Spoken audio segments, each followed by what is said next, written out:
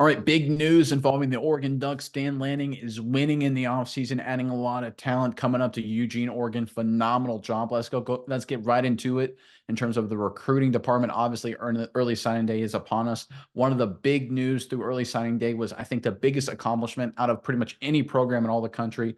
It involves Oregon flipping a big-time recruit from Ohio State University. Let's pull up the tweet. This is from the great Hayes Fawcett over at On3 Sports, a great follow for breaking recruiting news.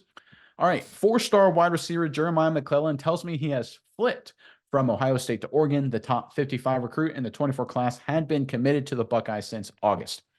All right, so this is monumental. Look, McClellan, he's a really nice prospect. I think he's going to be a really good player at the next level. Here's where this is so huge. Obviously, Oregon, Big Ten, it's a different recruiting environment, right? McClellan is from Missouri, much closer geographically, obviously, to Ohio than he is to Oregon. Every advantage, especially with Ohio State's background in receivers and how they develop receivers and send them off to the NFL, indicates that McClellan would be an easy signature for Ohio State. In fact, if you look at the 24/7 Sports Predictor, they were basically saying it was a 100% deal he was going to sign with Ohio State. But you know what Dan Lanning went out and did? For some unbelievable reason, he sold this kid on coming up to Eugene, Oregon, and playing the Big Ten against Ohio State. Folks, this is why Oregon, what happened this past season, obviously didn't turn out the way you wanted it to. Oregon's fans, that was a really nice year. This is why the future of the program is so bright. It's moves like this from Dan Lanning, doing what I thought was pretty much impossible, flipping a guy like this, getting him to come to Oregon from Ohio State. Awesome move, but he wasn't done there. I think it's these sneaky under the radar moves. Let's pull up the second tweet from Hayes Fawcett. Then I'll throw it over to you, Miles, for your thoughts. So a transfer move on top of this. Former Kansas State safety Kobe Savage, great name, by the way, has committed to Oregon. He tells On3 Sports, the 5'11", 205-pound safety, totaled 115 tackles, 6 interceptions, and 1 forced fumble in 2 years with the Wildcats. Again, another key player to help out the defense. We talk about it all the time. Use a transfer portal for short-term issues. I thought the back end of the secondary needed a little work. They go out and get safety, great job. But again, I want to focus on Dan Lanning winning Big Ten recruiting battles. That's what we saw today, and that's a great sign for the Oregon Ducks going forward. Myas, I'm curious your thoughts on these moves by the Ducks program. But first, Oregon fans, look, let me know in the comment section below. What is your favorite addition so far to this Oregon Ducks programs now that we're through the first signing day, now that you've seen a lot of transfer portals? Is there a big-time recruit? Is there a transfer you really like? Let us know your favorite new Oregon Duck that Dan Lanning brought into the program this offseason and put it in the comment section below. But Miles, give me your thoughts on everything with Oregon, specifically involving this incredible flip by Dan Lanning.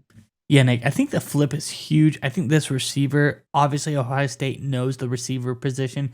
So if they're going out, if Heartland is recruiting these kind of players, I think this guy is going to be a really huge asset. I think part of the reason maybe he flipped, the addition of a quarterback like Dillon Gabriel to this team could be really big. The guy was explosive at Oklahoma. He can really air it out. They put up a ton of points. We know the Oregon system, they're capable of putting up a ton of points. So I think a receiver maybe sees this and says, hey, Ohio State, hotbed for receivers. I'm going to be under the depth chart for a little while, maybe not get as many, chances to play. Okay, now their quarterback leaves. There's a little bit of uncertainty in this program now. Oregon strikes while it's hot. The addition of Dillon Gabriel say, hey, come here. You could probably play immediately, be a big-time contributor to this Oregon team. I think that was a really brilliant move. Like you said, a really great sales job by Dan Lanning and co. to get this young receiver across to the Oregon Ducks. But I like the safety move as well, because the 2 games Oregon loses this year, both to Washington, Michael Penix lit him up at 300 plus yards in both games. The first game he threw for 4 touchdowns.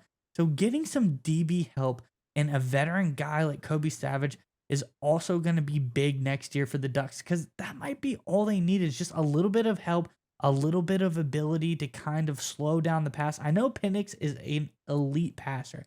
He's very, very good. So there's not really a lot of shame in saying that he's able to hang points on you, because he hung points on everybody. But I think that's what Oregon needed. They are a equally as explosive offense. They need some defensive help, especially in the secondary, to slow guys like that down, especially moving on over to the Big Ten.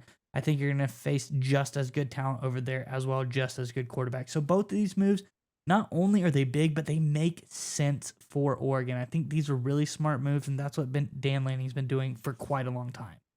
And I'm just going to go into the fact that no one's really talking about it in terms of the media landscape right now, but Oregon is preparing itself very well to do a lot of big things in the Big Ten right out of the gate. And I think that's something that should be a message across the bow to all the other Big Ten programs right now, like Ohio State, that think that, oh, these new Pac 12 teams, it's going to be a pushover, right? Easy wins, West Coast come to the Big Ten.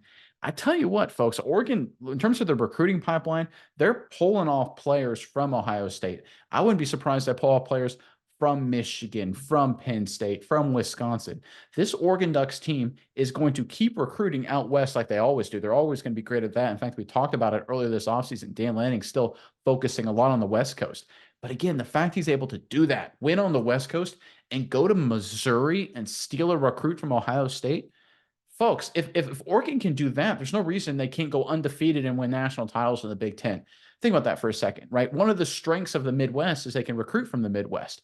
If Oregon West Coast can recruit on the West Coast and win in the Midwest, I don't know if there's a program that can compete with that. And now look, this is just one guy, long way to go. But right now, the early indicators are that Dan Lanning at Oregon is building a Big Ten juggernaut.